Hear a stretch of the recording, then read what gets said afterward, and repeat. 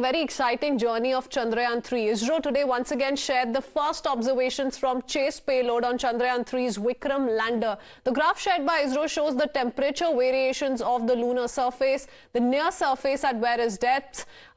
This is, remember, the first temperature profile of the lunar South Pole, and more detailed observations are underway as per ISRO. They've taken to social media to detail the same. In fact, earlier in the day, S. Somnath, the chairman of ISRO, also said that the lander and rover of Chandrayaan-3 spacecraft are very healthy and all 5 instruments of the spacecraft have been switched on. He added that all experiments will be completed before the 3rd of September, said that the spacecraft has to be tested for different modes in order to have the best picture ever of the moon. Times Now, in the meanwhile, also spoke to Aakash Sinha, who developed the navigation software of the spacecraft. Listen in.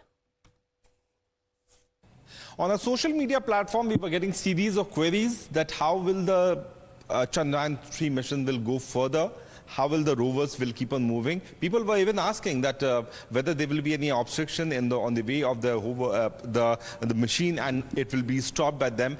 To have a better clarity, I'm joined by Professor Aakash Sinha, who is the director of Omnipresent Robot Technologies and who's also at the Shiv Nadar University in this department. So thank you for talking to us. People are getting so many queries in their mind. Like yesterday we saw that Chanda Mama and Rakhi Raksha Bandhan thing came up. So you can imagine the kind of level of curiosity people are having. How will this work? The rovers are there. How will they move, sir? Because people want to know that. First of all, I want to congratulate the entire country on such a big feat, big achievement. And let me just give you a little background why it is such a big deal.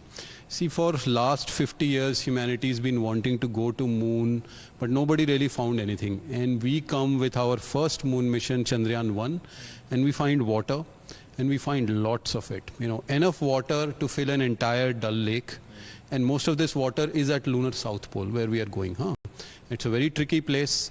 No country has ever been there. We were the first one, and we are the only one right now to have been even landed there safely. Why it is such a big deal? Because with so much water, you could even build human colonies there. You could use the water to drink, to grow plants, to create oxygen, to create hydrogen, which could create rocket fuel. You could build a space station over there. So, this is starting a new lunar race. Now you will see everybody again wants to go to moon. Whether it's NASA, it's Japan, it's Israel, UK, Russia, everybody. None of them have gone to this portion. No, none of them have gone to South Pole. South Pole, as I said, is a very tricky place because you get very little sunlight over there. Also, the direct line of communication with Earth is also very limited.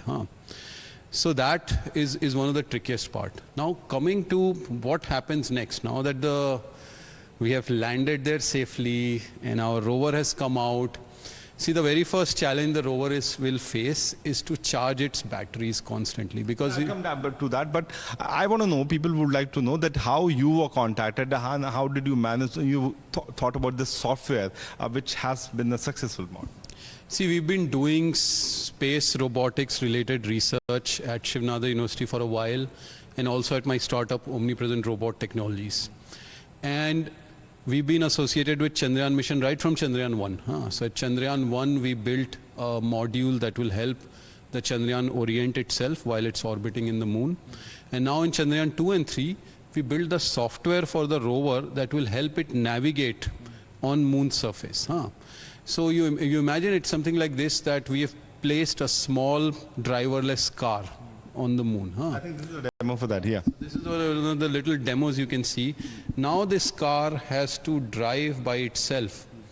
And it takes 2 images from 2 cameras. So, these 2 cameras are like 2 eyes, just like our 2 human eyes. And this is a very smart thing. Why? Because a lot of countries have big rovers, heavy laser sensors and all. But we have a very small, very lightweight rover, something like this. We have a little prototype, something of this sort. Initially it might look very simple with just 2 eyes in it. But, these are 2 cameras. Yeah, so although this is not exactly camera, but yeah, we can place, these are actually ultrasonic sensors, but on the rover we've used cameras. But the principle is very similar. You have 2 cameras. And the 2 cameras see slightly different views and they build a 3D model like one you see over here. Now, once this 3D model is built, then the rover can find out, okay, there is a rock in front of me, there is a crater, you know, what is the length of this rock, what is the height of the rock, where the crater is, you know, how far am I from the point I want to go. So all this planning and execution is done completely independently. Changing its direction also. Yes, yes, yes. Entire operation is being done independently by the rover. We are not really sending any commands. See, when we are building this software, we face this challenge that if we process all this data on Earth, we have to download all the data from Moon to Earth. And you know how much time it takes from Moon to download just 2 photographs? It takes about 10 minutes. You know, it's not like your gigabit internet connection at home. So if we can't wait 10 minutes, so we did all the processing on Moon itself. And these are some of the innovative ways in which, you know, how we could keep the cost down, still have such good performance. Another challenge you face on Moon is that there is very little texture. Either things will be absolutely black or absolutely white. Either they'll be in shadow region or they'll be lit by sun. So that also creates a lot of challenge in trying to build a 3D out of it. But we've overcome that challenge, and now this software is powering up the Pragyan Rover, and hopefully you'll see a lot of good results coming out.